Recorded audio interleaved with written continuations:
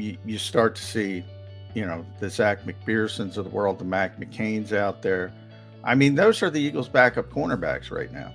Zach McPherson, their backup outside corners so far have been Zach McPherson and Mac McCain. I don't know. Starting to get a little worried about the depth, to be honest. People are going to get mad at me, but what else do we got to do in the offseason? Let's talk about depth. Well, that's the issue, I think, with a lot of teams, too. I've noticed around the league, like in Buffalo, they're worried about depth at certain positions, which is kind of funny and ironic, but they're like, well, how are we going to get to the quarterback? And, this is the Buffalo Bills here, What happens if Von Miller gets hurt? What are we going to do? What happens if, Deion Dawkins on the offensive line gets hurt? Who's our backup tackle? I feel like this is just a recurring thing around the league.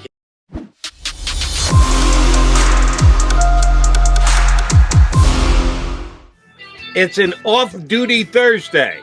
Well, off-duty for the Eagles, not for us here on Birds 365. And us would be a triumvirate. As you can see, we are all well ocean placed. That's virtually yours truly, Jody McDonald. My usual co-host, John McMullen, will be here for hour number one. And my fill-in co-host, Jeff Kerr, who's aboard as well. JM's got Eagle reporter duties for hour number two, so he'll stick around for hour number one before departing for the NovaCare complex. Guys, do we get to kick back and relax and take it easy like the Eagles now that the offseason is over and done with? Why are you and Jeff Kerr sitting here, John McMullen, working our tails off when the Eagles are already done for the offseason? Yeah, the NFL never sleeps. They're not. I mean, that's one of the things with Jalen Hurts, and Nick Sirianni talked about that yesterday, about his unrelenting work ethic.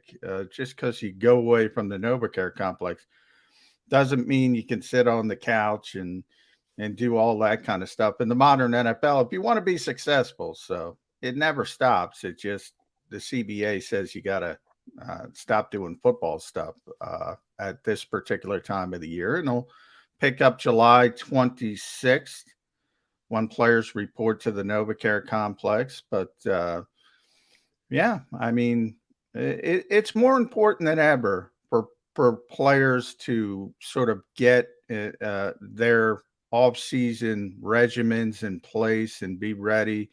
Dallas Goedert talked about going to tight end university again, which is going to go on in Nashville. You have all these, Von Miller just had his pass rushing summit. Lane Johnson hasn't been here. He's been doing offensive line masterminds down in Texas. So you have all these things happening all over, and you can't just, it's not like the old days, Jody, where you go sell insurance in the offseason. If you're selling insurance, you're going to be in trouble come September. Yeah, John, this whole week for me has been a whirlwind, and it's only the first week of June. So yeah, we're doing it's list season. So we're doing all our lists, and we're ranking this, ranking that. And then after a 10-hour story that I just filed for CBS.com last night, it's up now, best duos in the NFL, or I ranked duos on each team. I forget what it was already. But as soon as I'm done that, oh, can you get this Deshaun Watson news? Oh, Cooper Kupp just signed an extension. This league, it's like New York. It never sleeps. Yeah. Yeah. How about Cooper Kupp? How about the Rams, guys? I mean, I'll tell you, they prove you can pay whoever you want to pay in the moment. And, I think about the Rams. People forget, though, the Rams are similar to the Eagles in that they've always been one of those teams that identifies their young talent early. In other words, they're willing to sign those extensions early for the most part. Now, Aaron Donald obviously is later in his career, but if you go all the way back to Todd Gurley, where it didn't work out because of the knee, he was a phenomenal player. People forget before the knee kind of went south on him. But the Rams extended him early, and it didn't work out because the health issues started to crop up. Same thing with Jared Goff. I mean, they extended him early, and obviously that was a poor decision. So the Rams kind of proved two things. One, you should identify players early, which the Eagles do for the most part, and get them signed early because the money's only going up. But the second part is you can make mistakes and still recover. And I think the Eagles have realized that as well with Carson Wentz. They proved it. Hey, you know what?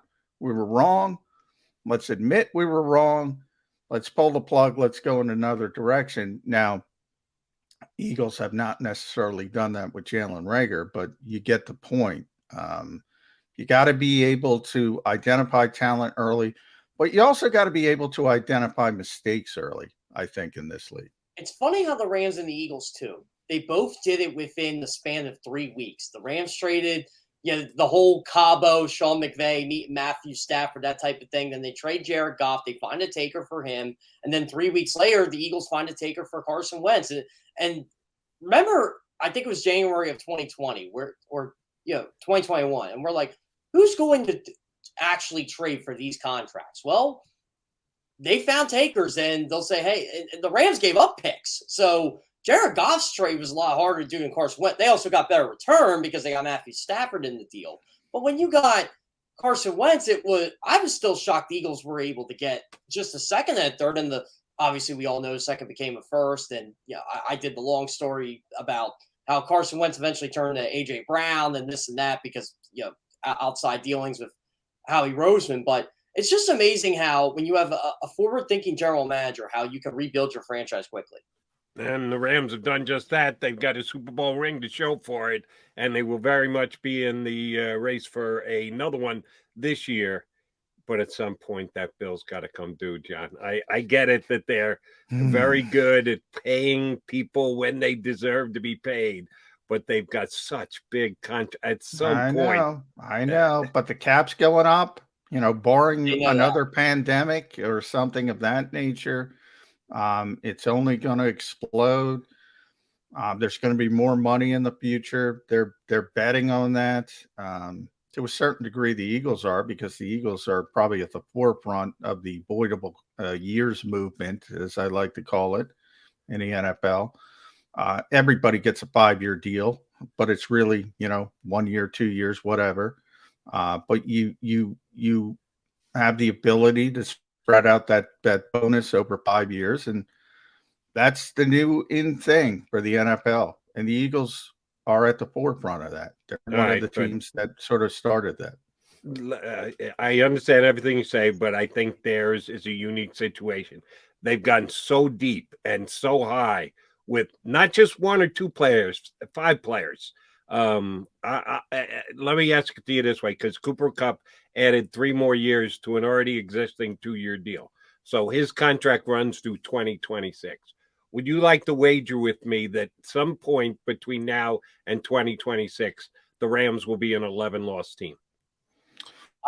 No, because that's the NFL. I kind of agree with you. I mean, when Matthew Stafford goes, unfortunately, it's a quarterback-driven league. Let's be honest. I mean, Matthew Stafford's also proof, and I brought it up, that it takes more than a quarterback to win, because he was years in Detroit. And you and I used to have those discussions, Jody. And, everybody, you weren't the only one. Everybody said, well, Matthew Stafford can't win games in Detroit. You elevate people, great quarterbacks. All of a sudden, he gets around great talent. He wins a Super Bowl. And that kind of changes the narrative, even though they could have lost to Tampa Bay. Let's be honest. They could have lost to Cincinnati if Aaron Donald didn't make the big play at the end of the game. That's how razor thin that margin is. So you need more than a quarterback, but you need the quarterback, most importantly. And if he goes down, you have another Jared Goff type. And by go down, I don't necessarily mean injury, but age, whatever, age out, not the same player. They're going to be probably an 11-loss team. And as I said, I think I said yesterday on the show, Sean McVay will probably get the heck out of there. He'll be the first one to know it. The next head coach of the Rams is going to be the one who's going to have to suffer through the 6-11 season. But it is coming at some point, because a couple of the guys like Stafford, like Donald, aren't playing for the next 5 years. So we're talking about a smaller window for those guys. And at some point, if those draft picks come back to bite you in the you-know-where. So at some point, the Rams are going to not only go backwards, they're going to get bad, and they're going to have to go through a rebuild Right now, that's not the case. Right now, they're certainly at the top of the list of those who can And you compete got to for a hit on some day championship three this year. picks, which the Rams have done. You have to They hit did on not some have. day three picks. So the Rams have, when they say F them picks, they've done a pretty good job when it comes to later in the draft, at least finding a player here and there. I think fans get too caught up in everybody's got. No, you're just looking for a player here and there that could develop into a starter on day three. They've done a pretty good job with that over the years, and that's part of the equation as well. Because look, that part's never going to change, and I think Seattle's the best example of that. Seattle was great. I mean, the best team in football when Russell Wilson was on his rookie deal. And then when they had to pay Russell Wilson, all of a sudden some of their depth started to erode and they weren't the same team because you can't have that same kind of depth if you don't hit on those day three picks.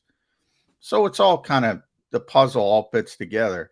But when you have great players, Jody, you have to pay them. I mean, there's no getting out of it unless you want to be a losing organization. I mean, that's just the reality of sports. You have to pay great players. Otherwise, they're going to go somewhere else and you don't have the great player. So I don't want to. If I was an owner, I don't want to pay him. I want to get the best deal possible, but you're going to stink if you don't pay him. So I don't know another way you can go. I keep looking at the Rams window 2024 because they got 3 years of Matthew Stafford, Cooper Kupp, Aaron Donald. I did the list last night. Joe Noteboom, their left tackle. Bobby Wagner's in there. How about Bobby Wagner? Yeah, Allen Robinson's on that list of their star players. Jalen Ramsey's another one. That's pretty much their window of contention. And then you're right, John and Jody. Then the picks start to hit, and I think coincidentally that's when they have their next first round pick. So I think that's when the rebuild comes. And like you guys said, I think McVay will be long out of there. He'll have his legacy set. He'll probably start his TV career at that point. If he wants to do that, maybe he'll try a new venture. But yeah, Jeff, I said he's going to fill Jackson in. He's not going to go away from coaching. He's going to pick his spot. He's going to look around and say this year, not that he would want to go, but if we were to fast forward, he's going to pick a spot and say a Trevor Lawrence type is there and they have an open job. He's going to go there. He's going to Phil Jackson this thing and just increase his reputation and his legacy by winning a title somewhere else. He's going to go in the booth for a year or two, but he's not going to be John Gruden. He's going to Phil Jackson himself. That's my prediction. I would guess somewhere between, closer to quick turnaround than waiting a decade like Gruden did. But I don't know if it'll only be a year or two. We got to find the right spot. That's I mean, you do have to find the right spot. Combine the perfect spot coming up with the fact that, oh, by the way, they're going to pay him a lot of money. They're going to pay him more. We're seeing what Brady is. Brady's making more to announce than he did to play. And he was a quarterback. So who do you think is going to make more money? A sought-after announcer or a head coach in the NFL? The salaries have risen, but they haven't risen to the level that they're paying announcers now. So he might like the cash. He might want to put the That's true, too. That's true, too. Let's do this for a couple more years, honey, and put away the rest of our lives so you don't have to work. So coaching is just like a hobby to you. They don't know that it'll only be a year or two. He might be out for a while, but he's going to go with no FS because the Rams are absolutely a Super Bowl contender. I'm just saying to the two Ram fans we have watching right now, at some point, the Bills going to come due, and it's going to go backwards, and it's going to go backwards quickly and in a hurry. And by then, the Eagles will be competing for Super Bowls. Maybe. Hopefully. Well, John was down there yesterday. Everyone's talking up Jalen Hurts on how the ball is crisper coming out of his hand, a little bit more zip to it. Dallas Goedert got a chance to talk to you guys in the media thereafter. John, I don't want the season to arrive because according to everybody who's seeing him, Jalen Hurts is the second coming. Are they actually going to have to play games? And is he going to have to prove it on a Sunday? Yeah, I'm more in the Aaron Rodgers category. I'm more in the this is all time filler stuff category. Look, he had some nice deep throws. He had back-to-back deep hits to John Hightower and Quez Watkins. A.J. Brown and Devontae Smith weren't there yesterday. So a lot of reps for the lesser receivers. Jalen Reagor wasn't there as well.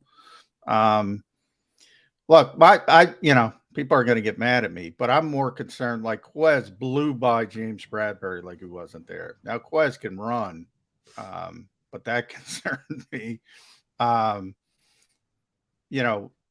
Overall, we talk about how good the Eagles are at receiver now, and I think they are. I mean, I've said I'm on record. A.J. Brown, Devontae Smith, and let me get this straight so people don't yell at me. They're the most talented duo in Eagles history, in my opinion. Not the best. Obviously, they haven't played a game together. I have to prove it. They're the most talented tandem of receivers the Eagles have ever had. But the depth isn't there. The depth isn't there. So that's a concern because I talk about depth and at tight end as well. You got to cross your fingers that Dallas Goedert is healthy and stays healthy the entire season because the Eagles have nothing at backup tight end. They have some depth on the offensive line. We know defensive line as well. Tremendous depth, I would argue. But there are some concerns with the depth of this team that are, to me, shining through in the spring a little bit more. And I wouldn't, because a lot of times on particular days, and as I said, guys are in and out. Fletcher Cox said, who finally talked to us yesterday, he likes to pop his head in. They pop in, they pop out. They're there certain days. And I'm talking about the veteran players. But when they're not there, and I'm not necessarily talking about the defensive, offensive line because they're not doing much. It's just individual techniques, fundamentals. But when the receivers aren't there, when you could imagine if Slay doesn't take time off, but he did. Bradbury, if he did, you start to see, the Zach McPhersons of the world, the Mac McCains out there. I mean, those are the Eagles' backup cornerbacks right now. Zach McPherson, their backup outside corners so far have been Zach McPherson and Mac McCain. I don't know. I'm starting to get a little worried about the depth, to be honest. People are going to get mad at me, but what else do we got to do in the offseason but talk about depth? Well, that's the issue, I think, with a lot of teams, too. I've noticed around the league, like in Buffalo, they're worried about depth at certain positions, which is kind of funny and ironic, but they're like, well, how are we going to get to the quarterback? And, this is the Buffalo Bills here. What happens if Von Miller gets hurt? What are we going to do? What happens if, Deion Dawkins on the offensive line gets hurt? Who's our backup tackle? I feel like this is just a recurring thing around the league. It's not just Philadelphia. And, that might be the weaknesses of these good teams. It's if player A gets hurt, does player B step up? And I think the Eagles survive if, say, an A.J. Brown or Devonta Smith get hurt. It's not ideal because they have Quez Watkins, but you're right. Because they failed to draft wide receivers, and we really don't know the status of Jalen Reagor, what's going to happen? Do they go get a veteran? Specifically a tight end. Dallas Goedert, okay, who's your number two? Jack Stoll? Tyree Jackson ain't coming right now. Yeah, so that's concerning to me. I think Howie Roseman should be a little bit active there on the market and, during that 6-week break, maybe bring in a veteran. It's not like you got to play him, but just to have a guy in there is more of an insurance policy. But, John, here's what I don't understand. Your Betsy Buzzkill. Other than Tyree Jackson, how many guys on the Eagles right now are actually injured? Not many. Brett Tout is still rehabbing. Isaac Seumalo, interestingly, told us he's not 100%. He's not, he's been working in OTAs, but it's going to be hit and miss if he's fully cleared by training camp. So he's still in the rehab process, but he's obviously further along. Brandon Graham looks fine. He looks 100%. Brandon looked like he could have played in the playoff game, to be honest. And he probably would have if they, could finagle the rules and let him. But So no, it's not injury concerns right now. You just envision, and you're right, it is Betsy Buzzkill. But see, here's the point I was trying to get at. What injury concerns? They're going to be 100% healthy when the season starts. That's why I they only see. had 6 practices. Well, they are They've going to got be. the bomb. They've got the salve to take care of all injuries. Don't practice. Nobody gets hurt when you don't practice, Yeah. John. Well, they are going to be healthy for week 1, relatively healthy for week 1 because of the way they go about their off-season business. But, week 1 is week 1. Week 1 is not week 8. Week 1 is not week 14, and on and on and on. And then you have that back and forth, like, should you get prepared? Offensive and defensive linemen will say, hey, it's 60 car crashes every game day. You've always heard that cliche. Well, I don't know. Talk to stuntmen. Jody and I are big pro wrestling guys. They got to get their bodies used to taking the punishment they take. That's what the joint practices are for. That's why they're going to be undefeated in the joint practices again. Well, the joint practices are really important for the Eagles, and they will be important. And hopefully they can defend their joint practice title. But yeah, that's where they're going to get their work in training camp, and hopefully they'll be prepared. But I think that's a league-wide. Jeff was talking about depth before, and he's right.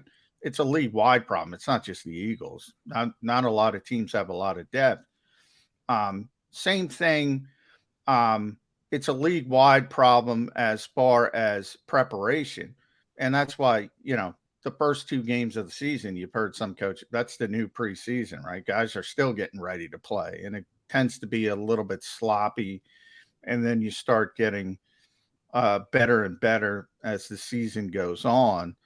So I think that's kind of baked into it as well. Teams expect to be sloppy in week 1 because they don't have the preparation time. But the Eagles, to be fair to Jody's point, the Eagles have taken it to a degree nobody else has taken it to. The closest would be Cincinnati, but Cincinnati didn't. Remember, the Eagles, they had 13 availabilities under the CBA. They used 6 of them. 6 of 13. I mean, that's going to be second guess. Maybe it turns into nothing. But if they have a poor season, and I don't think they are, I don't want to be too Betsy Buzzkill because their schedule's so easy on paper. I don't think they're going to have a bad season. But if they do, that's going to be revisited. I mean, 6 of 13? Well, you're leaving a lot of, and more than the veterans don't need this, but the young players do.